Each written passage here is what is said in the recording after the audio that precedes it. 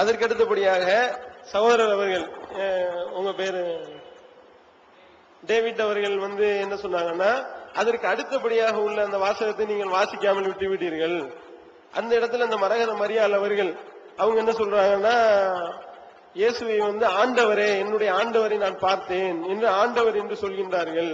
அப்ப ஆண்டவர் என்றால் அவர் தேவர் தானே, தேவன் தானே என்று அவர் தேவன் என்பதற்கு அந்த ஆதாரத்தை வைத்தார்கள். அங்க தேவன் இந்த வார்த்தைக்கு மூலச்சொல் கிரேக்க சொல் குரியான்ங்கிற வார்த்தை. குரியோகோஸ் இல்ல, குரியான். குரியான்ங்கிறது லார்ட், அது எல்லாத்துக்கும் சொல்லப்படக்கூடிய ஒரு வார்த்தை. குரியோகோஸ் தான் கடவுளுக்கு மட்டும் சொல்லக்கூடிய ஒரு வார்த்தை. குரியான், குரியான் கிரேக்க மொழி. இது குரியோன்கிற வார்த்தை, குரியோகோஸ் இல்ல. குரியோகோஸ் தான் கடவுளுக்கு மட்டும் பிரத்தியமாக பயன்படுத்தப்படும். குரியோன் என்ற சொல் பரவலாக எல்லாத்துக்கும், எஜமானர்களுக்கு எல்லாத்துக்கும் சொல்லப்படக்கூடிய வார்த்தை. நான் எஜமானனை கண்டேன் என்றுதான் அங்க இருக்கு. அதே போன்று இந்த குரியோகோஸ் என்ற வார்த்தையை அல்லாமல் குரியான் என்ற வார்த்தையில் சாதாரண மனிதர்களை குறிப்பிடக்கூடிய வார்த்தையில் தான் இங்க சொல்லப்பட்டிருக்கின்றது என்பது இப்போது பதிவு செய்திருக்கிறோம். அதே நேரத்தில் நாம யாத்திரகாமம், ஓபேதுரு, அதே மாதிரி சங்கீதம், இது போன்ற அந்த சுவிசேஷங்களை நாம் ஆய்வு செய்தால் கர்த்தர் மோசேவை பார்த்து, கர்த்தர் அவனிடம் மோசேயை நோக்கி, அதாவது யாத்திரகாமம் 7:1, கர்த்தர் அவனிடம் மோசேயை நோக்கி, பார், நான் உன்னை பார்வோனுக்கு தேவனாக ஆக்கினேன். தேவன் என்று இங்கே யார் குறிப்பிடப்படுகின்றார் என்றால் மோசே அவர்கள் குறிப்பிடப்படுகின்றார்கள். உன் சகோதரனாகிய ஆரோன் உன் தீர்க்கதரிசியாக இருப்பான். இந்த இடத்துல தீர்க்கதரிசி என்று ஆரோனை குறிப்பிட்டுவிட்டு மோசே அவர்களை தேவனாக ஆக்கியிருக்கின்றேன் என்று நேரடியாக தேவன் என்றே குறிப்பிடப்பட்டிருக்கின்றது. மோசேவை யாரும் தேவன் என்று சொல்வது இல்லை. முதல் விஷயம். இரண்டாவது, ஆபிரகாமை இதே ஆண்டவர் என்ற வாசகத்தில் அந்தப்படியே சாரால் ஆபிரகாமை ஆண்டவன் என்று சொல்லி அவனுக்கு கீழ்ப்படிந்தால், ஆபிரகாமை ஆண்டவர் என்று சாரால் சொன்னதாக பைபிள் குறிப்பிடுகின்றது. அதே போன்று சங்கீதம் 82:6 நீங்கள் தேவர்கள் என்றும் நீங்கள் எல்லோரும் உன்னதமானவரின் மக்கள் என்றும் நான் சொல்லியிருந்தேன் என்று தாவீது சமூகத்தாரிடம் கூறிய செய்தியும் பதிவு செய்யப்பட்டிருக்கின்றது.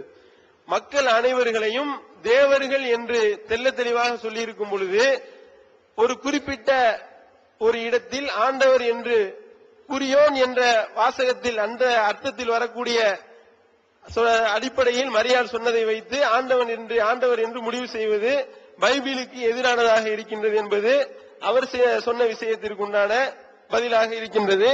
அதை போன்று 37 எலும்பு அந்த இதை வாசிக்க முடியுமா? அந்த இதை எடுத்து கேட்டீங்க. 37:1-2 கர்த்தருடைய கை என் மேல் அமர்ந்து கர்த்தர் என்னை ஆவிக்குள்ளாக்கி வெளியே கொண்டு போய் எலும்புகள் நிறைந்த ஒரு பள்ளத்தாக்கின் நடுவில் நிறுத்தி என்னை அவைகளின் அருகே சுற்றி நடக்க பண்ணினார். இதோ பள்ளத்தாக்கின் வெட்ட வெளியிலே அந்த எலும்புகள் மகா திரளாய் கிடைந்தது, அவைகள் மிகவும் உலர்ந்ததுமாய் இருந்தது. அவர் என்னை நோக்கி, மனுபுத்திரனே, இந்த எலும்புகள் உயிரை அடையுமா என்று கேட்டார். அதற்கு நான், கர்த்தராகிய ஆண்டவரே, தேவரீர் அதை அறிவீர் என்றேன். அதைத் தொடர்ந்து அந்த எலும்புகள் உயிர் பெற்றதாக இதிலே பதிவு செய்யப்பட்டிருக்கின்றது. அதற்கடுத்தபடியாக அந்த சகோதரர், இன்னொரு சகோதரர், அவங்க பேர் தெரியாதனால நம்ம ஒரு சகோதரர் தெரிஞ்ச ஆளுகளாக தான் கரெக்டா பேரை சொல்லிடலாம். அந்த சகோதரர் என்ன பதிவு செஞ்சாங்கன்னா, அப்பா என்று யாரையும் அழைத்ததில்லை, இயேசு அவர்கள் மட்டும்தான் அப்பா என்று அழைத்திருக்கின்றார்கள் என்று சொல்லி காட்டினார்கள். ஆனா நிறைய இடத்துல நான் பிதாவாக இருக்கின்றேன், நீ என்னுடைய மனித குமாரனா இஷ்ட புத்திரனாக இருக்கின்றாய் என்று கர்த்தரே நேரடியாக சொன்னதை நாம் காட்டினோம். பைபிளில் இருந்து நான் உனது பிதாவாக இருக்கின்றேன். நாம போய் ஒரு ஆள் அப்பான்னு சொல்றதை காட்டிலும் நம்மை பெற்றவன் இவன் என்னுடைய மகன் என்று சொல்வது இன்னும் கூடுதல் வெயிட்டு. நமக்கு கூட தெரியாது இவருக்கு தான் நம்ம பிறந்தோமா என்று. அதே இது அப்பா சொன்னார்னா இன்னும் அடிப்படையா ரொம்ப வெயிட்டானது. அப்ப அவர் சொன்ன வாதம் அந்த இடத்துல அடிபட்டு போகுது. அதே நேரத்தில் இந்த இடத்தில் பைபிளில் வரக்கூடிய ஒரு வசனத்தை நான் சுட்டிக்காட்ட ஆசைப்படுகின்றேன். அதாவது மத்தேயுவினுடைய 7 மத்தேயுவினுடைய 23:9, 23வது 23:9, பூமியிலே ஒருவனையும் உங்கள் பிதா என்று சொல்லாதீர்கள், பரலோகத்தில் இருக்கிற ஒருவரே உங்களுக்கு பிதாவாக இருக்கின்றார் என்று தெள்ள தெளிவாக இந்த கட்டளை சொல்லப்பட்டிருக்கின்றது. இப்ப பூமியில் எவரையும் நீங்கள் பிதா என்று சொல்லாதீர்கள் என்று நேரடியாக கட்டளையிட்டிருக்கும் பொழுது பிதா பிதா என்று அனைவரையும் அழைக்கக்கூடிய நிகழ்வுகளை நாம் பார்க்கின்றோம். பிறந்த மகன் வந்து தன்னுடைய தந்தையை பிதா என்றுதான் அழைக்கின்றார். அதே போன்று நாம அருள் தந்தைகளை கூட தந்தைகள் என்றுதான் நாம் அழைக்கின்றோம். இந்த வசனம் கூட இதுக்கு எதிராக இருக்கின்றதே என்று ஒரு சந்தேகம் இருக்கின்றது. இதுக்கு ஒரு சரியான ஒரு விளக்கத்தை தரும்படி இந்த அப்பா என்று அவர் சொன்ன விஷயத்துக்காக பதிலை நாம் முன்வைக்கின்றோம். அதற்கு அடுத்தபடியாக நானே வழியுமாக இருக்கின்றேன், நானே ஆவியுமாய் இருக்கின்றேன் என்று அவங்க சொன்னாங்க பாத்தீங்களா அந்த சகோதரர். அதற்குண்டான சந்தேகமாக நாம் எழுப்பக்கூடிய கேள்வி என்னவென்றால், இயேசு தன்னை பற்றி பரலோகத்தில் என்ன நடக்கும் என்பதை இங்கே தெள்ள தெளிவாக சொல்லி காட்டுகின்றார். அதாவது மத்தேயு 7:21, பரலோகத்தில் இருக்கின்ற என் பிதாவின் சித்தப்படி செய்கின்றவனே பரலோக ராஜ்யத்தில் பிரவேசிப்பவனே அல்லாமல் என்னை நோக்கி கர்த்தாவே கர்த்தாவே என்று சொல்லுகிறவன் அதில் பிரவேசிப்பது இல்லை. இந்த நிகழ்வு எப்பொழுது நடக்கின்றது என்று முன்பின் வசனங்களை நீங்கள் படித்தால் தெரியும். அதாவது இயேசுவை பார்த்து அந்த அற்புதம் செய்தவர்கள் கேட்பார்கள், கர்த்தாவே உம்முடைய நாமத்தினாலே நாங்கள் தீர்க்க தரிசனம் உரைத்தோம், உம்முடைய நாமத்தினாலே நாங்கள் பிசாசுகளை விரட்டினோம் என்று அவர்கள் கேட்கும் பொழுது அதற்கு இயேசு அவர்களுடைய பதில், ஓ அக்கிரமம் செய்கைக்காரர்களே, என்னை விட்டு அகன்று போங்கள், உங்களை நான் ஒரு காலம் அறியேன். காரணம் என்னவென்றால், என்னை நோக்கி யார் கர்த்தாவே கர்த்தாவே என்று அழைக்கின்றாரோ அவர் பரலோக ராஜ்யத்தில் பிரவேசிக்க முடியாது. மாறாக என்னுடைய பிதாவை நோக்கி யார் கர்த்தாவே கர்த்தாவே என்று அழைக்கின்றானோ அவனே பரலோக ராஜ்யத்தில் பிரவேசிக்க கடவன் என்று சொல்லிவிட்டு அழகான ஒரு உதாரணத்தையும் சொல்லி காட்டுகின்றார். என்னை நோக்கி யார் கர்த்தரை என்று அழைக்கின்றாரோ அவருக்குரிய உதாரணம், வழுக்கு பாறையின் மீது தன்னுடைய வீட்டை அமைத்தவளை போலாவான். வழுக்கு பாறையில வீடு கட்டினா என்ன ஆகும்? அதோட போயிரும். அதே நேரத்தில் என்னுடைய பிதாவை நோக்கி யார் கர்த்தாவே என்று அழைக்கின்றாரோ அவர்தான் சமதளத்தில் ஸ்ட்ராங்கான ஒரு வீட்டை கட்டியவர் ஆவார் என்று மிக தெள்ள தெளிவாக இயேசு அவர்கள் குறிப்பிட்டிருக்கின்றார்கள். இந்த அடிப்படையிலும் அவரை கர்த்தர் என்று அழைப்பது பரலோக ராஜ்யத்தில் பிரவேசிப்பதற்கு உண்டான தடையாக ஆகிவிடும் என்று எங்களுக்கு அச்சமாக இருக்கின்றது. அதை போன்று ஒரு பெண்மணி என்னுடைய இந்த குழந்தையை நீங்கள் ஒரு கையில் வலது பாரிசத்திலும் அந்த பரலோகத்தில் மேல வலது பாரிசத்திலும் இன்னொரு குழந்தையை இடது பாரிசத்திலும் நீங்கள் எலும்ப பண்ணுங்கள் என்று அவர்கள் கேட்கும் பொழுது அதற்கு இயேசு அவர்கள் தெள்ள தெளிவாக பதிலை சொல்கின்றார்கள். என்னுடைய சித்தப்படி அல்ல, என்னுடைய பிதாவினுடைய சித்தப்படிதான் என்று தெள்ள தெளிவாக சொல்கின்றார். இது அந்த சகோதரர் சொன்ன அந்த வசனத்திற்கு நேர் எதிராக இருப்பதை பார்க்கின்றோம். என் மூலமே ஒருவன் என்னுடைய பிதாவை அடைய முடியும் என்று சொன்னதும், என்ன நீ பிடிக்காத, என்ன பிடிக்க முடியாது, என்னுடைய பிதாதான் அதை முடிவு செய்ய வேண்டும், என் வழியாக போக முடியாது என்று தெள்ள தெளிவாக கூறியிருக்கின்ற செய்தி நேர் எதிராக அமைந்திருக்கின்றது. இதற்கும் நீங்கள் தகுந்த ஒரு தெளிவான ஒரு விளக்கத்தை தரும்படி கேட்டுக்கொள்கிறேன். அன்புக்குரியவர்களே, அனைவருக்கும் மதிய வணக்கம். நான் பாதியில சேர்ந்தேன். என்னுடைய பெயர் அருட்தந்தை லாரன்ஸ். நானும் தந்தை அவர்களோடு, தந்தை டேவிட் அவர்களோடு பெங்களூர்ல நம்முடைய சகோதரர்களோடு நான் அங்கு அவர்களுக்கு பணி செய்து கொண்டிருக்கிறோம்.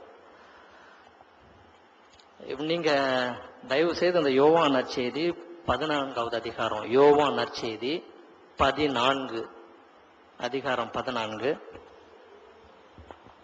கொஞ்சம் 7ல இருந்து நான் வாசிக்கிறேன், கேளுங்க. பிலிப்பு கேட்கிறாரு. பிலிப்பு அவருடைய சீடர்கள் ஒருத்தர் இயேசுகிட்ட கேட்கிறாரு, தந்தையை எங்களுக்கு காட்டும், அதுவே போதும்னு. அப்ப இயேசு சொல்றாரு, என்னை கண்டவன் தந்தையையே கண்டான். இவ்வளவு நாட்கள் நீ என்னோடு இருந்து தந்தை என்னை காட்டும் என்று கேட்பது எப்படி என்று இயேசு சொல்லுகிறார். 12வது வசனத்துல 12வது இறைவசனம் உங்களுடைய இன்னொரு கேள்விக்கு பதில். 12 யோவான் 14:12 நான் செய்யும் செயல்களை என்னிடம் நம்பிக்கை கொள்பவரும் செய்வார், ஏன் அவற்றை விட பெரியவற்றையும் செய்வார் என்று இயேசு சொல்லிட்டாரு. என்னிடம் நம்பிக்கை கொள்பவர் அப்படின்னு சொல்றாரு. அவற்றை நம்பிக்கை கொள்பவர்கள் இயேசு செய்த செயல்களோட பெரிய செயல்கள் செய்வாங்க. எலிசா இறைவாக்கினர்கள் மட்டும் இல்ல, நீங்களும் நானும் கூட செய்யலாம். செய்திருக்கிறார் ஏற்கனவே புனித பவுல் அடிகளார். எங்களுடைய கேம்பஸ்ல ஒரு பெரிய விவிலிய பேரறிஞர், விவிலிய வல்லுநர் இருக்கிறாரு. இது அடிக்கடி இந்த வசனத்தை சொல்லி சொல்லுவார். ஃபாதர் லெகரான்னு சொல்லிட்டு ஒரு பிரெஞ்சு பிரீஸ்ட். பவுல் அடிகளார் இயேசுவை விட அதிகம் செய்தார்னு சொல்லுவார். அதுக்கு பல காரணங்கள் உண்டு. இயேசு 3 ஆண்டுகள் மட்டுமே பணி வாழ்க்கையை செய்தாரு. அதை சொல்றதுக்கு முன்னாடி இன்னொன்னு சொல்லிடுறேன். யோவான் நற்செய்தியில கடைசி அதிகாரம் கடைசி வசனம் பார்த்தீங்கன்னா, இயேசு செய்தவை இன்னும் பல உண்டு, அவற்றை எல்லாத்தையும் நாங்க எழுதியிருந்தோம்னா இந்த உலகமே கொள்ளாதுன்னு சொல்லி இருக்கோம். ஒரு வசனம் பாருங்க, யோவான் நற்செய்தியில கடைசி இறுதி அதிகாரம். அதை எடுங்கப்பா. என்ன வசனம்? 21, 21 21வது அதிகாரம் கடைசி இறை வசனம் பாருங்க. நான் இதை விட்டுட்டு அவ்வளவுதான். இதை விட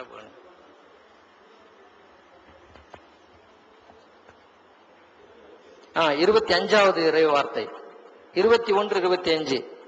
இயேசு செய்தவை வேறு பலவும் உண்டு, அவற்றை ஒவ்வொன்றாக எழுதினால் எழுதப்படும் நூல்களை உலகமே கொள்ளாது என கருதுகிறேன் எழுதியிருக்கிறாரு. சரிங்களா? நீங்க சொன்ன இறைவசனம் எசேக்கியேல் 37:1 ஆண்டவருடைய ஆற்றல் என் மீது இறங்கியதுன்னு சொல்லி ஆரம்பிக்கிறாரு. அவர் செய்யல, கடவுளுடைய சக்தி வல்லம் அவர்கிட்ட இருந்ததுனால செய்தாரு. அந்த கடவுளுடைய சக்தி வல்லம்ங்கிறது இயேசு தான். இயேசு அவர்கிட்ட இறங்கினதுனால, அப்ப வார்த்தையா இருந்த இயேசு இறங்கினதுனால அவர் செய்தார். இங்க பாருங்க, இயேசு செய்த இன்னும் பல உண்டு. ஏதாவது ஒன்னை எடுத்துக்கிட்டு நம்ம சொல்ல முடியாதுங்க. அப்புறம் ஒரு மொழியினுடைய லிமிடேஷன்ஸ் நம்ம புரிந்து கொள்ள வேண்டும். வார்த்தைக்கு வார்த்தை, வசனத்துக்கு வசனம் தந்தையவர்கள் ஏற்கனவே சொல்லிட்டாங்க. அவ ஹீப்ரு மொழியில எழுதுனது, அரமேக்கு மொழியில இயேசு பேசினது, அது ஹீப்ரு மொழியில எழுதுனது, அதுக்கப்புறம் கிரேக்கத்தில் எழுதுனது. அவங்க டிரான்ஸ்லேட் பண்ணவங்க, மொழிபெயர்ப்பு செய்தவர்கள், அவர்களுடைய இதெல்லாம் நம்ம புரிஞ்சுக்கணும். இதெல்லாம் மனிதர்கள் தான் செய்தார்கள். மனிதர்களை கருவிகளா பயன்படுத்தி கடவுள் செய்தார். பட் அதுக்குரிய லிமிடேஷன்ஸ் இருந்திருக்கும். நம்ம தயவுசெய்து அதையும் புரிந்து கொள்ள வேண்டும். அதனால இயேசு இறைமகன் என்ற அடையாளம் சொல்வதற்கு இன்னும் நிறைய இருக்குது அவருடைய சான்றுகள். யோவான் நற்செய்தி முழுசா கொஞ்சம் தயவுசெய்து தரவா படிங்க. அவர் சொல்றாரு, இயேசுவே சொல்றாரு, என்னை பற்றி நான் தரும் சான்றை விட யோவான் சொல்லிட்டார். திருமுழுக்கு யோவான் சொல்லுவாரு. அது 5வது அதிகாரம் எடுங்க. 5வது அதிகாரம் யோவான் 5:31 என்னை பற்றி நானே சான்று பகர்ந்தால் என் சான்று செல்லாது. என்னை பற்றி சான்று பகர வேறு ஒருவர் இருக்கிறார். என்னை பற்றி அவர் கூறும் சான்று செல்லும் என எனக்கு தெரியும். யோவானிடம் ஆள் அனுப்பி நீங்கள் கேட்டபோது, அது தொடர்ந்து வாசிச்சீங்கன்னா தெரியும். அப்புறம் இந்த 4 நற்செய்தியாளர்களும் நற்செய்தியை கொஞ்சம் வெவ்வேறு காலகட்டங்கள்ல எழுதினாங்க. அவங்க எழுதினது எந்த மக்களுக்கு எழுதினாங்க, எந்த பின்னணி உள்ள மக்களுக்கு, எந்த பேக்ரவுண்ட் உள்ள மக்களுக்கு எழுதினாங்கன்றதெல்லாம் ரொம்ப முக்கியம். அதனாலதான் நீங்க பாப்பீங்க, ஒரு சில டிஸ்கிரபன்சிஸ், ஒரு சில முன்னுக்கு பின் முரண்பாடுகள் இருக்கிறத, வார்த்தைக்கு வார்த்தை இருக்கிறத ஒருவேளை நீங்க பாப்பீங்க. அவர்கள் எல்லாம் இயேசுவோடு வாழ்ந்தவர்கள், 3 ஆண்டுகள் இயேசுவோடு வாழ்ந்த ஒரு பணியினுடைய சுவையை பெற்றவர்கள். இயேசு இறந்து உயிர்த்தெழுந்து சென்று விட்டார், மேலுலகம் சென்று விட்டார். அதுக்கு பிறகு அவங்க எழுத முயற்சி செய்யறாங்க. வருங்காலம் எதுவுமே இல்லாம போயிடக்கூடாது அப்படின்னு சொல்லிட்டு எழுதி வைக்கிறாங்க. அவங்க இயேசு சொல்ல பேச பேச அப்படியே எடுக்கல. அவர்கள் இயேசுனுடைய பணி வாழ்க்கையில கூட இருந்தவர்கள். அதுக்கப்புறம் நினைவுபடுத்தி அவங்க என்னென்ன செய்தார் இயேசு. ஏன்னா அவங்க இயேசு உயிரோடு வாழ்ந்தப்பவே அவர்களுடைய முழுமையான விசுவாசம் இல்ல, முழுமையான நம்பிக்கை இல்ல.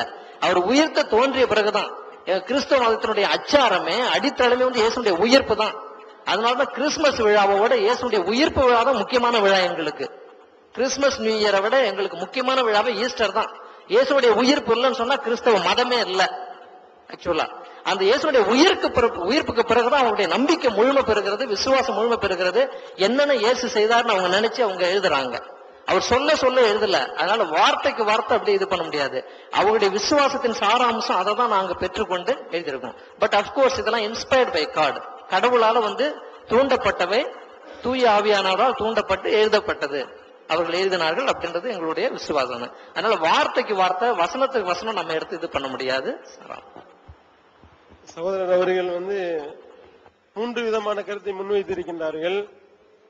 அதாவது முதல்ல எசேக்கியேலை பற்றி முதல்ல நான் தகவல் சொல்லிடுறேன். அந்த எசேக்கியேலை பொறுத்த வரைக்கும் அவர் ஆண்டவனுடைய நாமத்தினால் தான் அதை செய்தார். இயேசு அவர்கள் தானாக சுயமாக செய்தார்கள் என்பதுதான் நீங்கள் தெரிவித்த அந்த செய்தி அதிலிருந்து தெரிய வந்தது. காரணம் என்னன்னா, நீங்க அதற்குத்தான் யோவானுடைய அந்த செய்தியை ஆதாரமாக காட்டினீர்கள். இந்த இயேசுவினுடைய பிதா இன்னொன்னு அந்த விவிலிய பேரறிஞர் அந்த ஃபாதர் லக்ரான் சொல்லுவாரு, இயேசுவோட பவுல் அடிகளார் அதிகம் செய்தாரு. ரெண்டு பேரையும் கம்பேர் பண்ணி அழகா அவர் ஒரு புஸ்தகமே போட்டிருக்காரு. புஸ்தகத்துல சொல்லுவாரு, இயேசு கிராமப்புறங்கள்ல தான் அவர் பணியை செய்தாரு, ஆனா அவர் நகர்ப்புறங்களே செய்தாரு. இயேசுனுடைய ப்ராஜெக்ட் ரொம்ப சின்னது, ஆனா பவுலுடைய ப்ராஜெக்ட் இன்னும் பெருசு ரொம்ப. இவர் நிறைய ஃபண்ட்ஸ் மொபிலைஸ் பண்ணாரு, நிறைய மக்களை பயன்படுத்தினார் பவுல் அடிகளார் இயேசுவோட. இயேசுவால முடியலன்றது காரணம் இல்ல, இயேசுக்கு முக்கிய. அவர் சொல்லுவாரு, அவருடைய தனிப்பட்ட ரிஃப்ளெக்ஷன் சொல்லுவாரு, இயேசு 3 ஆண்டுகள் இருந்த பொழுது அவர் நிறைய இடங்களுக்கு போகல, ஆனா பவுல் அடிகளார் பல இடங்களை சுத்தி போதித்தாரு. பவுல் அடிகளார் கம்பேர் பண்ணும்போது இயேசு ரொம்ப ரொம்ப கம்மி. காரணம் அவரால் முடியாம இல்ல, ஒரு சில குறிப்பிட்ட மக்கள்கிட்ட அவர் இறைமகன் என்பதை தெளிவாக காட்ட வேண்டும் என்பதுதான் அவருடைய அன்சைட்டியா இருந்தது, இயேசுனுடைய ஒரு காரணமா இருந்தது. அதுதான் அவருடைய முக்கிய நோக்கமா இருந்தது. பாக்குற மக்கள் அவர் யார் யாருக்கு பணி செய்யறாரோ அவங்களாவது கொஞ்சம் பேராவது தெளிவா புரிஞ்சுக்கிட்டோம் இவர் கடவுளுடைய மகன் இறைமகன் சொல்லிட்டு கொஞ்சம் பேர் புரிஞ்சுக்கிட்டா போதும், அவங்க எல்லாருக்கும் எடுத்து சொல்லுவார்கள், அவங்க மற்றவங்களுக்கு சொல்லுவாங்க அப்படின்றதான் இயேசுனுடைய ஆதங்கமா இருந்தது. அதனால he never wanted to cover as vast as area possible. நிறைய இடங்கள் கவர் பண்ணணும் அப்படின்றது, நிறைய பணிகள் செய்யணும், நிறையவற்றை செய்யணும் அப்படின்றது இயேசுனுடைய ஆதங்கம் இல்ல. சரிங்களா? அவருடைய ஆதங்கம்லாம் கொஞ்சம் பேர் அவர் இறைமகன் கடவுளுடைய மகன்றதை புரிந்து கொண்டாலும் அவர்கள் மற்றவங்களுக்கு சொல்லுவாங்க, அவர்கள் வழியா சென்று அடையும் என்பதுதான் இயேசுனுடைய இது. இப்ப கூட இயேசு இறங்கி காட்சி கொடுக்கலாம் போகலாம், ஏன்னா அவ தேவை இல்லை. எங்க வழியா அது நடக்கும், மனிதர்கள் வழியா அது நடக்கும், கருவிகளை பயன்படுத்தி நடந்துகிட்டு தான் இருக்குது. 2000 ஆண்டுகளுக்கு மேல நடந்துகிட்டு இருக்குது. எவ்வளவோ சோதனைகள் வந்தது திருச்சபையில, என்னென்னவோ வந்தது, ஆனா இன்னும் இருந்துகிட்டு தான் இருக்குது திருச்சபை. சகோதரர் அவர்கள் முதல்ல அந்த எசேக்கியேல் அதை பத்தி சொன்னாங்க. அதுல எசேக்கியேல் அவர்கள் செய்த அந்த எசேக்கியேல்ல சொல்லப்பட்டதுல அந்த கர்த்தனுடைய ஆற்றலினால்தான் அதை செய்தார்கள். இயேசு அவர்கள் தன்னுடைய சுயமாகவே அதை செய்தார். ரெண்டு தான் இதுதான் அதுக்கு இதுக்குள்ள வித்தியாசம் அப்படின்னு சொல்லி சொன்னாங்க. ஆனால் யோவானுடைய 5:30 அதுல இயேசு மிக தெளிவாக பிரகடனம் செய்கின்றார், நான் சுயமாய் ஒன்றும் செய்கிறதில்லை, நான் கேட்கிறபடியே நியாயம் தீர்க்கின்றேன். எனக்கு சித்தமானதை நான் தேடாமல் என்னை அனுப்பின பிதாவுக்கு சித்தமானதை நான் தேடுகிறபடியால் என் தீர்ப்பு நீதியாக இருக்கிறது. நான் சுயமாக எதையும் செய்வதில்லை என்று நேரடியாக தெள்ள தெளிவான வாக்குமூலத்தை இயேசு அவர்கள் அளித்து விட்டார்கள். அதனால் அந்த எசேக்கியேல்ல சொல்லப்பட்டதுக்கும் இதுக்கும் நேர்முரண் இல்லை. பிதா என்ன சொல்றாங்களோ பிதாவுடைய ஆற்றலை கொண்டுதான் நான் செய்கின்றேன் என்பதுதான் இயேசு அவர்கள் அதற்கு அளித்த பதில். அதே நேரத்தில் முழுமையா சொல்லிடுறேன், அதுக்கப்புறம் உங்களுடைய வாதத்தை நீங்கள் சொல்லுங்கள். அதே போன்று அந்த யோவானுடைய அதே அதிகாரத்திலேயே நீங்கள் எந்த வசனத்தை சுட்டி காண்பித்தீர்களோ அந்த வசனத்திற்கு முன்னாடி, அதாவது நீங்க என்ன சொன்னீங்கன்னா, பிதாவினத்திற்கு போகிறபடியால் என்னை விசுவாசிக்கிறவன் நான் செய்கிற கிரியைகளை தானும் செய்வான், இவைகளை பார்க்கிலும் பெரிய கிரியைகளையும் செய்வான் என்று நீங்கள் குறிப்பிட்டீர்கள். இது எப்படி இந்த கிரியைகளை செய்வார் என்பதை இயேசு முந்தின வசனத்தில் சொல்றாரு. சகோதரர் அவர்கள் அந்த வசனத்தை படிக்காமல் அதற்கு முன்புள்ள 8வது வசனத்தையும் 9வது வசனத்தையும், அதாவது பிலிப்புவே இவ்வளவு காலம் என்று தொடங்கக்கூடிய அந்த வசனத்தை படித்துவிட்டு அதுக்கு இடையில உள்ள வாசகத்தை வாசிக்கவில்லை. அதற்கு அடுத்தபடியாக பிதாவிடம் என்னை விட அதிகம் பெரிய ஒரு கிரியைகளை செய்வார் என்ற வாசகத்தை வாசித்தார்கள். ரெண்டுக்கும் இடைப்பட்டு அவங்க விட்ட வாசகத்தை நான் வாசிக்கிறேன் பாருங்க. நான் பிதாவிலும் பிதா என்னிலும் இருக்கிறதை நீ விசுவாசிக்கிறது இல்லையா? நான் உங்களுடனே சொல்லுகிற வசனங்களை என் சுயமாய் சொல்லவில்லை. நான் என்னுடைய இஷ்டப்பிரகாரம் நானா சொல்லாம எப்படி சொல்றேன்? என்னிடத்தில் வசமாயிருக்கிற பிதாவானவரே இந்த கிரியைகளை செய்து வருகின்றார். அதோடு மட்டுமல்லாமல் நான் பிதாவிலும் பிதா என்னிலும் இருக்கிறதை நீங்கள் நம்புங்கள். அப்படி நீங்க நம்பலையா? அப்படி இல்லாவிட்டாலும் என் கிரியைகளின் நிமித்தமாக என்னை நம்புங்கள் அப்படின்னு சொல்றார். அப்ப நான் சுயமா இதை செய்யல, என்னுடைய பிதா எப்படி சொல்கின்றாரோ அதைத்தான் நான் செய்கின்றேன் அப்படின்னு தெள்ள தெளிவாக சொல்லி இருப்பதை இந்த இடத்துல நாம் பதிவு செய்கின்றோம். அதே நேரத்தில் பிதா என்ன நாடுகின்றாரோ அப்பொழுதுதான் அவரால் அற்புதம் செய்ய முடியுமே ஒழிய இவராக தன்னுடைய இஷ்டப்படி எந்த அற்புதத்தையும் செய்ய முடியாது என்பதற்கு நீங்கள் தெள்ள தெளிவாக புதிய ஏற்பாட்டிலிருந்து பல ஆதாரங்களை நான் உங்களுக்கு காட்ட முடியும். ஒரு அத்திமரத்தை நோக்கி செல்கின்றார். பசியின் காரணமாக அத்திமரத்தை நோக்கி செல்கின்றார். அத்திமரத்திலே அத்திப்பழம் இல்லை. இவர் உண்மையிலேயே அற்புதத்தை இவர் சுயமாக செய்வாரேயானால் அத்திப்பழத்தை உருவாக்கி இருக்கலாமா இல்லையா? ஏன் அத்திமரத்தை அவர் ஏன் சபிக்க வேண்டும்? கொஞ்சம் யோசித்து பாருங்கள். ஒரு அத்திமரத்தில் அத்திப்பழம் இல்லை என்ற விஷயமும் இயேசு அவர்களுக்கு தெரியாமல் இருந்திருக்கின்றது. இயேசு அவர்களுக்கு அத்திமரத்தில் அத்திப்பழம் இல்லை என்ற விஷயம் தெரியவில்லை. முதல் விஷயம், அங்கே போய் பார்க்கின்றார்கள், அத்திப்பழம் இல்லை. அத்திப்பழம் இல்லாவிட்டால் அற்புதத்தின் வாயிலாக அத்திப்பழத்தை வரவழைத்திருக்கலாம். அத்திப்பழத்தை வர வைக்கவும் இயலவில்லை. அதைத் தொடர்ந்து அந்த மரத்தை சபிக்கின்றார். அத்திமரத்தை சபிக்கின்றார். அத்திமரத்தை சபிக்கின்றார் என்றால் இவர்தான் தேவன் என்று வைத்துக் கொள்வோம். அந்த அத்திமரத்தில் அத்திப்பழம் முளைக்க வேண்டாம் என்று எழுதி வைத்தது யாருடைய செயல்? தேவனுடைய செயல் தானே. அப்படி இருக்கும் பொழுது இவர் செய்த ஒரு காரியத்திற்காக இவர் ஏன் சபிக்க வேண்டும்? கொஞ்சம் யோசித்து பாருங்கள். அதோடு மட்டுமல்லாமல் கடைசி நேரத்தில் அவர் சிலுவையிலே அறையப்படும் பொழுது 9ஆம் மணி நேரத்தில் ஏலி ஏலி லாமா சபக்தானி என்ற ஒரு சப்தமிட்டார். ஏலி ஏலி லாமா சபக்தானி என்பதனுடைய அர்த்தம் தேவனே தேவனே ஏன் என்னை கைவிட்டீர் என்பதாகும் என்று அவங்களே இதிலே தெளிவாக சொல்லப்பட்டிருக்கின்றது. அப்படி என்றால் தேவனே தேவனே ஏன் என்னை கைவிட்டீர் என்று தேவனை சடைந்து கொள்ளும் அளவிற்கு செயலை ஈடுபட்ட ஒரு சகோதரர், ஒரு இயேசு அவர்கள், அவர் எப்படி அற்புதம் செய்திருக்க முடியும்? சுயமாக இதை அவர்கள் செய்யவில்லை. என்ன அற்புதம் அவர்கள் செய்தாலும் நான் என்னுடைய சுயமாக ஒன்றும் செய்கிறதில்லை. நான் தேவனுடைய விரலினாலே பிசாசுகளை துரத்துகிறபடியால் தேவனுடைய ராஜ்யம் உங்களிடத்தில் வந்திருக்கின்றது. லூக்கா 11:20. அப்போ தேவனுடைய விரலினாலே, அவருடைய விரலினாலே இல்ல, தேவனுடைய விரலினாலே தான் பிசாசுகளை நான் துரத்தி இருக்கின்றேன் என்ற செய்தியையும் இங்கே பதிவு செய்கின்றார்கள் இயேசு அவர்கள். அதே நேரத்தில் யாரெல்லாம் விசுவாசம் கொண்டிருக்கின்றார்களோ அவர்கள் விசுவாசம் உண்மையாக இருக்குமேயானால் அவர்கள் சில அற்புதங்களை செய்வார்கள் என்று இயேசு அவர்கள் முன்னறிவிப்பு செய்திருக்கின்றார்கள். அத்தகைய அற்புதங்களை செய்பவர்கள் தான் விசுவாசம் கொண்டவர்கள். சகோதரர் அவர்கள் மார்க்கு சுவிசேஷம் மார்க்கு 16:17 என்ற இதை பார்க்கும்படி கேட்டுக்கொள்கின்றேன். விசுவாசிக்கிறவர்களால் நடக்கும் அடையாளங்களாவன, யார் உண்மையாக விசுவாசம் கொண்டிருக்கின்றார்களோ அவர்களுடைய அடையாளங்கள் என்ன தெரியுமா? இயேசு அவர்கள் விளக்குகின்றார்கள். என் நாமத்தினாலே பிசாசுகளை துரத்துவார்கள், அதோடு மட்டுமல்லாமல் நவமான பாஷைகளை பேசுவார்கள். இது மட்டுமல்ல, சர்ப்பங்களை எடுப்பார்கள், பாம்புகளை கையில் பிடிப்பார்கள், சாவுக்கு ஏதுவான யாதொன்றை குடித்தாலும் அது அவர்களை சேதப்படுத்தாது, வியாதியஸ்தர் மேல் கைகளை வைப்பார்கள், அப்பொழுது அவர்கள் சொஸ்தமாவார்கள் என்று இயேசு கூறியதாக தெளிவான ஆதாரங்கள் இருக்கின்றன. மார்க்கு 16:17-18 வசனங்களில் தெளிவாக குறிப்பிடப்பட்டிருக்கின்றது. அப்போ உண்மையிலேயே இயேசு அவர்கள் செய்த முன்னறிவிப்பின் பிரகாரம் ஒருவர் உண்மையாக விசுவாசம் கொண்டிருப்பாரேயானால், அவருடைய விசுவாசம் உண்மையாக இருக்கிறது என்றால் அவர் என்னென்ன செய்ய வேண்டும் என்றால், இயேசுவினுடைய நாமத்தினாலே பிசாசுகளை துரத்த வேண்டும் முதல், இரண்டாவது நவமான பாஷைகளை பேச வேண்டும் இரண்டாவது, மூன்றாவது அடையாளம் அவர்கள் பாம்புகளை கையில் பிடிக்கலாம், அதோடு மட்டுமல்லாமல் சாவுக்கு ஏதுவான ஏதேனும் ஒன்றை குடித்தால், அதாவது விஷத்தை அவர் குடிப்பாரேயானால் அது அவருக்கு எந்த விதமான பாதிப்பையும் ஏற்படுத்தாது, அதோடு மட்டுமல்லாமல் வியாதியஸ்தர்கள் மேல் கைகளை வைப்பார்களேயானால் அப்பொழுது அவர்கள் சுஸ்தமாவார்கள், சரியாகி விடுவார்கள்.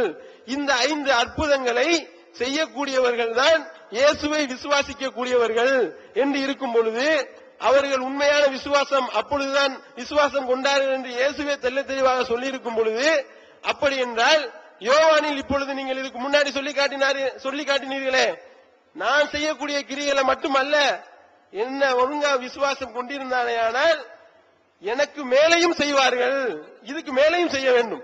5 மட்டும்தான் உதாரணத்திற்கு சொல்லி காட்டுகின்றார். இந்த 5ஐயும் ஒருவர் செய்தாக வேண்டும். அது மட்டுமல்லாமல் உண்மையா விசுவாசம் கொண்டிருந்தால் இந்த 5க்கும் மேலாக நிறைய அற்புதங்களையும் செய்தாக வேண்டும். இந்த அற்புதங்களை யாரும் இதுவரையும் செய்ததாக இதுவரைக்கும் நமக்கு தெரியவில்லை. அப்படி யாரும் இந்த அற்புதங்களை செய்திருந்தால் அவர் உண்மையான விசுவாசம் கொண்டவராக கருதப்படுவார். அதற்கு ஏதேனும் ஆதாரங்கள் இருந்தால் நீங்கள் சுட்டிக்காட்டுங்கள் தயவு செய்து. ஒரு நிமிஷம், இந்த நீங்க சொல்லுங்க தொடர்ந்து. நான் பேசினதுக்கு அப்புறம் இன்னும் 2 பேர் பேசுவாங்க, அப்புறம் நீங்க எடுங்க உங்க வாக்குவாதத்தை. இப்போ நீங்க இந்த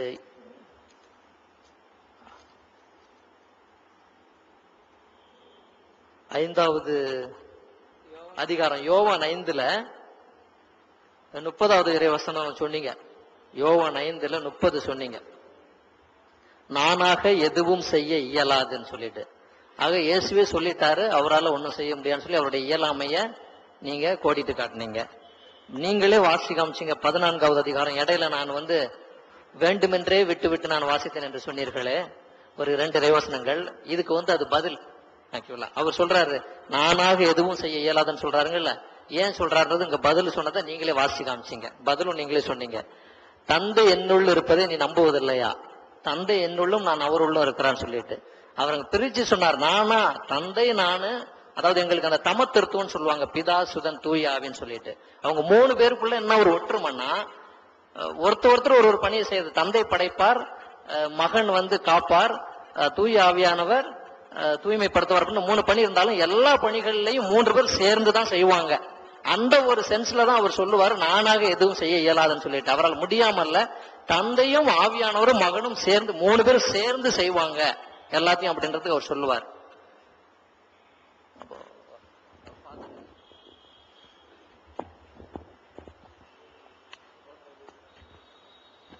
நீங்க மார்க் 16ல இருக்கிற அந்த வசனத்தை சொல்லி காட்டு சொன்னீங்க. விசுவாஸ் மார்க் 16ல நீங்க சொன்னீங்க இயேசுல விசுவாசம் இருந்தா இதெல்லாம் செய்வாங்க அப்படின்ட்டு. நீங்க வெறும் ஸ்கிரிப்சரை தான் படிச்சு அதோட நீங்க முடிச்சிடுறீங்க. ஆனா நம்ம ட்ரெடிஷன்ல பார்த்தா பவுல் ஆச்சுங்களா, பவுல் ஆக்ட்ஸ் ஆஃப் தி அப்பாசல்ஸ்ல யுத்திகா என்ற ஒரு பையன் மேல 3வது மாடியில இருந்து கீழே விழுந்தப்போ அந்த பையனை உயிரோட எழுப்புகிறார். இப்ப நீங்க சொன்ன அந்த கருத்தை வச்சுக்கிட்டு சொன்னா எங்களுக்கு எல்லாம் இங்க இருக்கிற எல்லாருக்குமே விசுவாசம் இல்ல என்ற ஒரு அர்த்தம் தான் வருது. ஆச்சுங்களா, அந்த 5 செயல்களை நாங்க செய்யலன்னா இயேசு மேல எங்களுக்கு விசுவாசம் இல்ல என்ற அர்த்தம் தான் வருது. அது முதலாவது.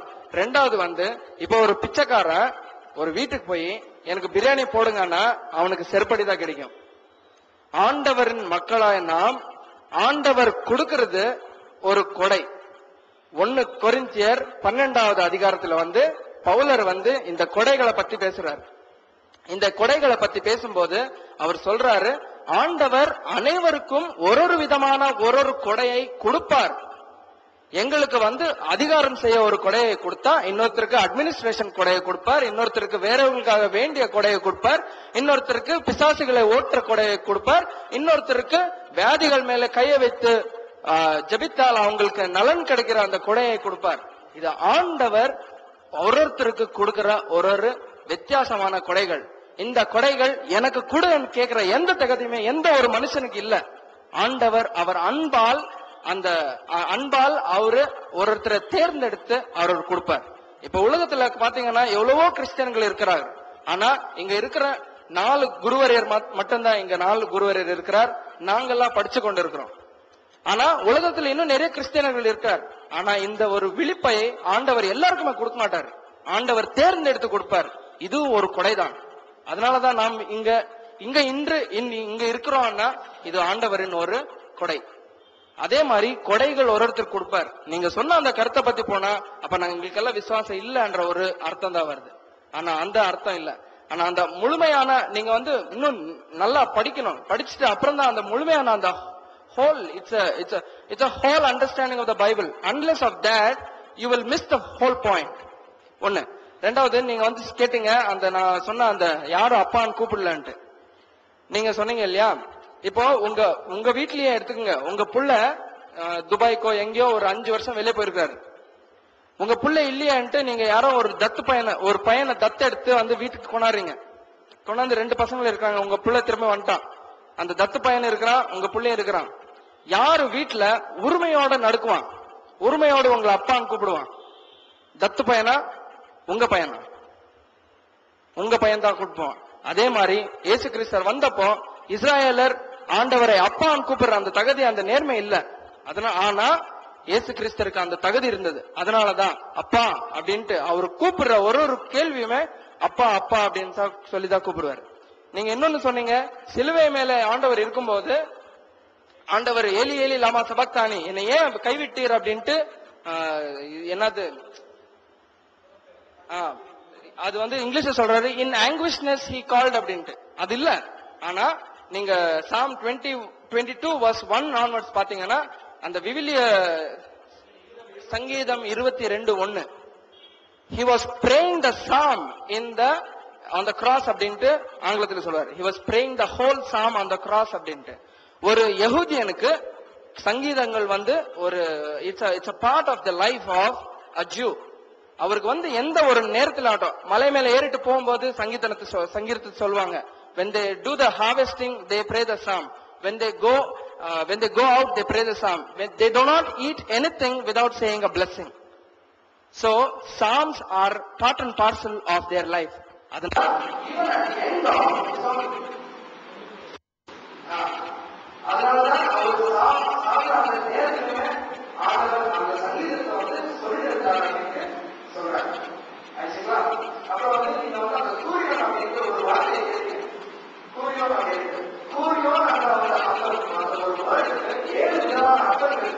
அந்த அர்த்தங்களை வந்து நீங்க வந்து கிரீக் மொழியை நல்லா கத்துக்கினாதான் அந்த மொழிக்குள்ள உங்களுக்கு வந்து அந்த இது அர்த்தங்கள் தெரியுது.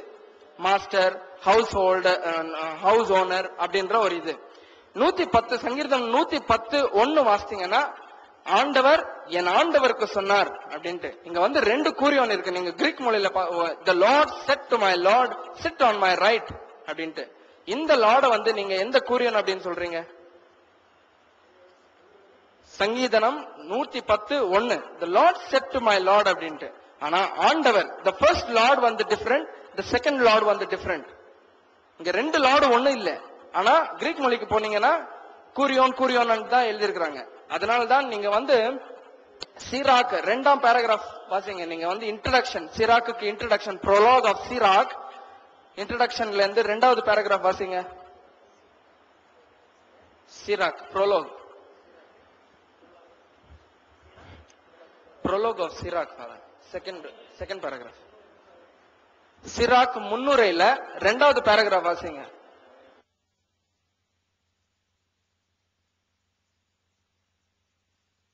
அதாவது இங்க இந்த பைபிள்ல தேடினதுனால அந்த அதிகாரம் இல்ல, அதுல இருக்கு. சாரி, எங்களுக்குமே நிறைய வார்த்தைகள் வேறுபாடு இருக்கு. நீங்க அதை வச்சுக்கிட்டு தான் தேவன் தேவன் நிறைய வாக்குவாதம் நடக்குது.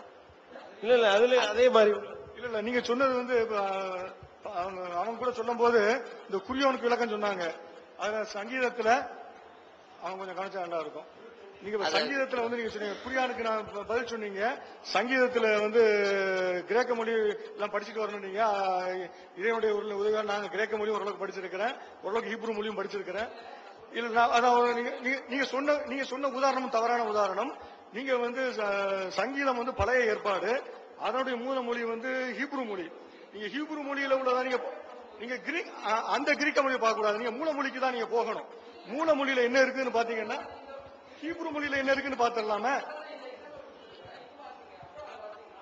ஹீப்ரு மொழியில இந்த லார்ட் செட் டு லார்ட் 2 சொன்னீங்கல்ல, தேவன் 2 இன்னொரு தேவனிடத்துல சொன்னாருங்கிறது. ஒரு தேவனுக்கு வந்து யெகோவா இருக்குது, இன்னொரு தேவனுக்கு அதனாய் இருக்குது. அதனாய்ங்கிறது உங்களுக்கு தெரிஞ்சதுதான். இந்நூலின் எபிரேய பாடம் முழுவதும் தொலைந்துவிட இதன் மொழிபெயர்ப்பான கிரேக்க பாடமே நமக்கு மூல பாடமாக பயன்பட்டு வருகிறது. எனினும் எபிரேய பாடத்தின் பெரும் பகுதி தொல்லியல் ஆராய்ச்சியின் பயனாக இன்று நமக்கு கிடைத்துள்ளதால் கிரேக்க பாடத்தை நன்கு புரிந்து கொள்ள இது பெரிதும் துணை புரிகிறது.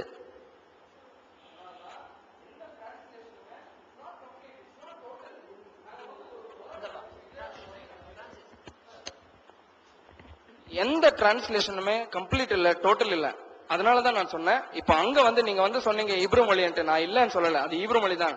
அத வந்து டிரான்ஸ்லேட் பண்ணும்போது அந்த கூரியோன் அப்படின்ற 2 வார்த்தை வருது. ஆனா அந்த கூரியோனுக்கு இந்த கூரியோனுக்கு வித்தியாசம் இருக்கு. அதுதான் நான் வந்து சொல்ல வரேன். I hope you understand. Okay. So the problem with you is because of the translations, different translations. For God we have different words. பல வார்த்தைகள் இருக்குது. நீங்க ஹீப்ரு மொழியில வந்து யெகோவாங்கிற வார்த்தை இருக்குது. That's a proper noun. I'll tell you about that. யெகோவாங்கிறது தான் proper name of God. But you do not know the pronunciation of Yehovah. Because it was not pronounced. It was not pronounced and it was not vowel signs போடாதனால அதனுடைய actual ப்ரொனன்சியேஷனே உங்களுக்கு தெரியாம இருக்கிறீங்க. இப்ப நீங்க later on தான் நீங்க அந்த இது போட்டுருக்கீங்க, அடையாள குறிகள் போட்டுருக்கீங்க.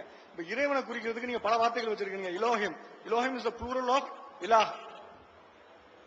பைபிள்ல அதிகமா பயன்படுத்தக்கூடிய வார்த்தை இலோஹிம். ஓகே. அப்புறம் நீங்க அந்த யெகோவாங்கிறதுக்கு பதிலாக நீங்க அட்னாங்கிற வார்த்தையை பயன்படுத்துவீங்க.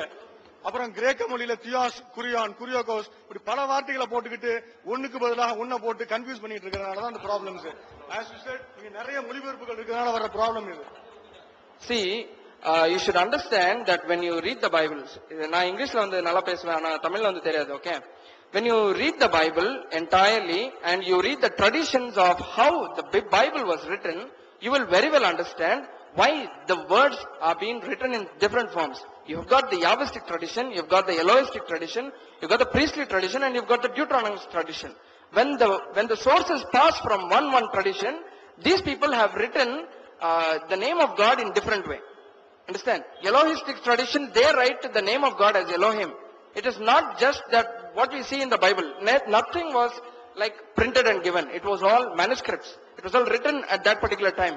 And how it passed to the exile times, and after exile, how it got into editions, it got into re-editions and rework. Now you have these translations. And that's why what I wanted to tell you was, there is nothing that the translation sufficient or equivalent to the original. Okay? And yeah. And the name of Yahweh is a personal name. And Elohim is a proper name of God. And these things, okay. And this is the basic difference.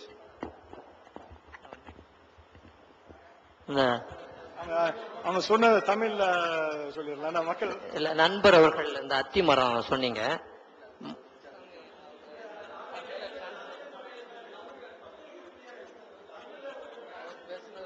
நான் listen பண்ணல. சரி.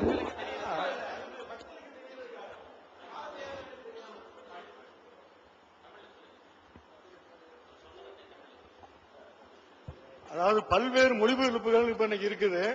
இந்த Bible வந்து தொகுக்கப்பட்ட விதத்தை நீங்க தெரிஞ்சிருந்தா புரிஞ்சிருப்பீங்க. பல்வேறு காலங்கள்ல பல்வேறு வகையான மொழிபெயர்ப்புகள் வந்ததுனால, அதனால ஒவ்வொரு வார்த்தையும் ஒவ்வொரு விதமாக பயன்படுத்தப்பட்டிருக்குது. அதையெல்லாம் அந்த பல்வேறு காலகட்டங்களை கடந்து வந்திருக்கிறது தான் இப்ப பைபிள். இப்ப பைபிளை வைத்துக்கொண்டு நீங்கள் பேசக்கூடாது, மூல மொழியை தான் பேச வேண்டும் அப்படிங்கிறாங்க அவங்க சொல்ல. அதான் பைபிளுடைய பிரச்சனைக்குள்ள நம்ம போகவே விரும்பல. பைபிள் எவ்வாறு தொகுக்கப்பட்டது, பைபிள் உள்ள கான்ட்ரடிக்ஷன்ஸ், பைபிளுடைய சோர்சஸ் என்ன, the Q source, Mark, who is Mark, as you said, யோவான், John, he was a discipleங்கிறீங்க. அவர் டிசிபிளா இல்லையாங்கிறதுல you have lots of problems. அவருடைய டிசிபிள் தானா அப்படிங்கிற, ஜீசஸுடைய டைரக்ட் டிசிபிள் ரோல் அந்த ஜான் தானா இல்ல is he a different John, அதுல டிஸ்பியூட்ஸ் இருக்குது. If you go into those aspects, அது அப்படி நின்றுகிட்டே போகும். நாங்க அந்த இதுக்குள்ள நாங்க போக வரல. If you want, we can go into that, but we will restrict ourselves to அதாவது இறைத்தன்மைங்கிற விஷயத்துல மாத்திரம் நிறுத்திக்கலாம் நாங்க விரும்பணும். நீங்க அதுக்குள்ள போகணும்னா நாங்க ரெடி தான் போவோம். அதுக்குள்ள டைவர்ட் ஆகிட போறோம். நமக்குள்ள பல்வேறு கருத்து வேறுபாடுகள் இருக்குது. முதல்ல அவங்க பேசும்போது கூட மனம் வருத்தப்பட்ட மாதிரி பேசினாங்க. ஆனா நாங்க வந்து என்ன நினைக்கிறோம்னா, நீங்க எங்க இஸ்லாத்தை பத்தி நீங்க தெரிந்து கொண்டு பேசுவதை நாங்க சந்தோஷப்படுவோம். எங்க மதத்தை பத்தி இவங்க நல்லா தெரிஞ்சிருக்கிறாங்களேன்னு. அதே மாதிரி நீங்களும் நாங்க இவ்வளவு உங்களுடைய வேதத்தை நாங்கள் படித்திருக்கிறோம், உங்களுடைய ஸ்காலர்லி ரைட்டிங்ஸ் நாங்க படிச்சிருக்கிறோம். இந்த பைபிளை தெரியணுங்கிறதுக்காகவே நாங்க கிரேக்க மொழியை படித்தோம். அது ஸ்கூல் டேஸ்ல மேக்ஸ்ல இந்த அல்பா பீட்டா காமா படிச்சதுல இருந்து அப்படி ஒரு இன்ட்ரெஸ்ட். அதுல அந்த கிரேக்க லாங்குவேஜ் படிக்க ஆரம்பிச்சோம். ஹீப்ரூ லாங்குவேஜ் இடத்துல அரபிக்கோட ஒத்து வர்றதுனால, இடத்துல அந்த கிராமரும் ஒத்து வர்றதுனால, கிராமர் புக்ஸ் எல்லாம் கூட இந்தியா தமிழ்நாட்டிலே பப்ளிஷ் பண்ணிருக்காங்க. அதனால அந்த கிராமர்ஸ் எல்லாம் வாங்கி படிச்சு ஓரளவுக்கு அந்த வெக்காபுலரியும் வளர்த்து, இப்ப நெட்ல நாங்க பைபிள்ஸ், இந்த கிரீக் பைபிள், ஹீப்ரூ பைபிள் ரொம்ப காஸ்ட்லி, இப்ப நெட்ல அது ஃப்ரீயா கிடைக்குது. அதனால அதையெல்லாம் வைத்து ஓரளவுக்கு நாங்க வளர்த்துக்கிட்டோம், எங்களுடைய நாலேஜ் வளர்த்துக்கிட்டோம். இப்ப உங்கள்கிட்ட பகிர்ந்துகிட்டு நீங்க உங்க கருத்துக்களை சொல்லும் போது எங்களுக்கு இன்னும் சந்தோஷமா இருக்குன்னு எதிர்பார்த்தோம். ஆனா நீங்க வருத்தப்படுற மாதிரி இருக்குது. இது வந்து இந்த கருத்துக்களை பகிர்ந்து கொள்வது வந்து அதான் நம்முடைய கருத்துக்களை பகிர்ந்து கொள்வது வந்து பிரச்சனையை மூடி அமுக்கக்கூடாது. நமக்குள்ள உள்ள கருத்துக்களை பகிரங்கமா பேசுவது நமக்குள்ள உள்ள நம்பிக்கையை வளர்க்கும். நீங்க ஏன் இவ்வாறு நம்புகிறீர்கள்? உங்களுடைய வேதம் இவ்வாறு தான் சொல்லுகிறது நாங்க சொல்றோம். அப்படி இருந்தும் நீங்கள் ஏன் இவ்வாறு நம்புகிறீர்கள்? அந்த எந்த அடிப்படையில் நீங்க நம்புறீங்க அப்படின்னு லைக் டு அப்ரிஷியேட் தட். அதுக்காக தெரிஞ்சுக்கிறது தான் நாங்க. நீங்க சகோதரர்கள் சொன்ன செய்திகளுக்கு கொஞ்சம் விளக்கம் சொல்லிடலாமா? அதாவது அது தமிழ்ல சொல்றதுக்கு முன்னாடி நீங்க சொன்னது சொல்லுங்க. அத்தி மரம் நீங்க கேட்டீங்க. எந்த மார்க் நற்செய்தி தான் சொன்னீங்கல்ல? மார்க் நற்செய்தி தான் சொன்னீங்க. அத்தி மரம் அது கரெக்டா எந்த வசனம்னு சொல்லவா?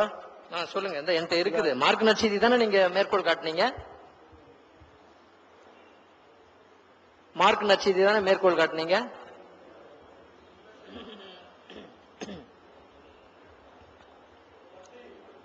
மத்தேயுவா? மத்தேயு நற்செய்தியிலுமே தொடர்ந்து நீங்க வாசிக்கலாமே, அதுலயே இருக்குது. நீங்க 21:18-19 2 வசனங்கள். 18-19 மட்டும் வாசி விட்டுட்டீங்க. அப்படியே தொடர்ந்து நீங்க வாசிச்சிருக்கணும். முன்ன ஒண்ணு நீங்க தெரிஞ்சுக்கணும், இயேசு அவருக்காக புதுமை செய்யவே இல்லை. எங்கேயுமே மனிதர்களுடைய தேவைகளை முன்னிட்டு மட்டும்தான் அவர் புதுமைகள் செய்தாரு. அதை விட ஒருபடி மேல போய் சொல்லணும்னா, மனிதருடைய தேவைகளுக்காக மட்டும் இல்ல, அந்த தேவைகளை பெற்றுக்கிட்டு அவங்க அப்படியே போயிடக்கூடாது. தேவைகளை பெற்று பூர்த்தி செய்துபட்ட பிறகு யாரால செய்யப்பட்டதுன்னு சொல்லி அந்த கடவுள் மேல அவங்களுக்கு நம்பிக்கை வரணுன்றதான் அவருடைய ultimate end. He never performed miracle for himself. Personal demonstration இல்ல, அவருடைய புகழை பரப்புவதற்கெல்லாம் இல்ல, அவர் பெரிய ஆள் ஆகணும்னு இல்ல, விளம்பரத்துக்கு அவர் செய்யவே இல்லை. எப்பப்ப தேவை இருந்ததோ அப்பதான் அவர் புதுமைகள் செய்தாரு. அது தேவை மட்டும் இல்ல, புதுமைகளை பெற்று அவர்கள் கடவுள் மேல விசுவாசம் வேணும், நம்பிக்கை வேணும் அப்படின்றதுக்காக தான். யோவான் நற்செய்தி 11வது அதிகாரம் தயவு செய்து எடுங்க. யோவான் நற்செய்தி 11வது அதிகாரம். லாசரை உயிர் பெற்று செய்த பொழுது இயேசு சொல்றாரு, அவர்கள் நிலைவாழ்வு பெற வேண்டும். நிலைவாழ்வு என்பது என்னன்னா, ஒரே கடவுளை விசுவாசிக்கணுங்கிறதான். அந்த விசுவாசத்திற்காக மட்டும்தான் ஒரு புதுமைகள் செய்தாரு. யோவான் நற்செய்தி 11வது அதிகாரத்துல சொல்லுவாரு, தந்தாய் தன்னுடைய தந்தை கிட்ட வேண்டுவாரு.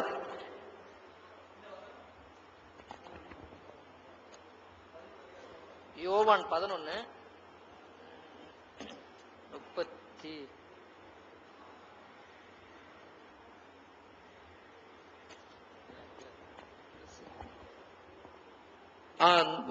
41 எடுங்க. 41 அதுக்கு முன்னாடி படிச்சீங்கன்னா ஒரு உயிர் தழ வைக்கிறது அந்த இது.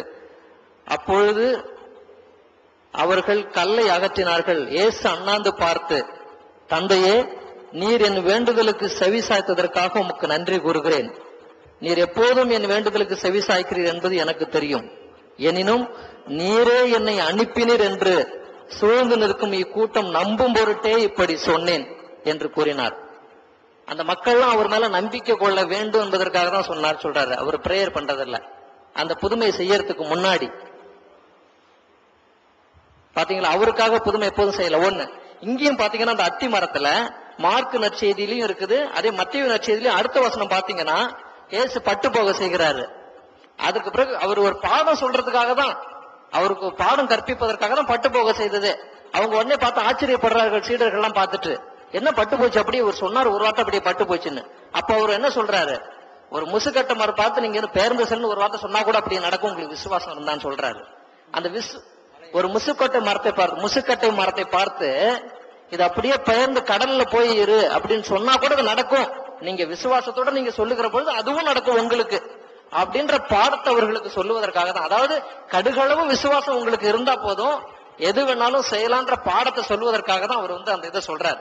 அவர் புதுமை செய்து அவர் என்ன வேணாலும் செய்திருக்கலாம், அவர் பட்டு போக செய்தது காரணம் அதுதான். நம்ம அதை விட்டுட்டு இதை மட்டும் எடுத்துக்கிட்டு நம்ம விவாதிக்கிறதுல அர்த்தம் இல்ல, பொருளே இல்ல சுத்தமா. சகோதரர் அவர்கள் ஒரு விளக்கத்தை சொல்றாங்க. ஆனால் அந்த விளக்கம் வேற நிறைய சந்தேகங்களை கிளப்பக்கூடிய விளக்கம் இல்ல. நீங்க பாருங்க, அதே மார்க் நற்செய்தி எடுத்தீங்கன்னா அந்த பேசேஜ் அவர் சொல்லும் போது தலைப்பு என்ன தெரியுங்களா, பட்டு போன அத்தி மரம் தரும் பாடம்.